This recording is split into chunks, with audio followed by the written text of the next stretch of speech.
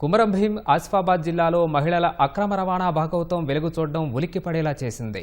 మారుమూల గిరిజన ప్రాంతాల నుంచి మహిళల్ని మధ్యప్రదేశ్కు అమ్ముతున్నట్లు పోలీసుల దర్యాప్తులో వెల్లడైంది. ఆసిఫాబాద్ మండలం వాడిగుంది గ్రామానికి చెందిన యువతి ఏడాది క్రితం తప్పిపోయింది. బాధితురాలు తండ్రి ఫిర్యాదు ఆధారంగా పోలీసులు రంగంలోకి దిగి నిందితులను పక్కా ఆధారాలతో గుర్తించారు. 9 మంది నిందితుల్లో 6గురిని అరెస్ట్ చేశారు.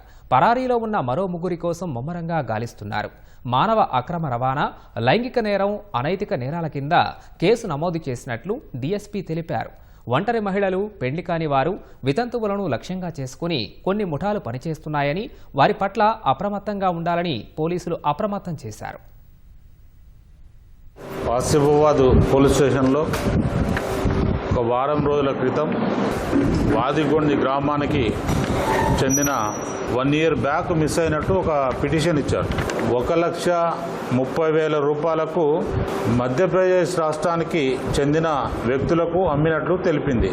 వారు ఆమెను బలవంతంగా తప్పుదారిలో నెట్టివేసినట్లు ఆమె తెలిపింది. మొత్తం 9 మంది నిందితులని గుర్తించడం జరిగింది.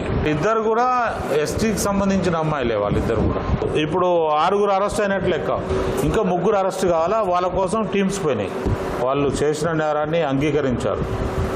వీళ్ళందరి మీద కూడా చట్టపరంగా శిక్షించడానికి జ్యుడిషియల్ రిమాండ్కి తరలించడం జరుగుతుంది.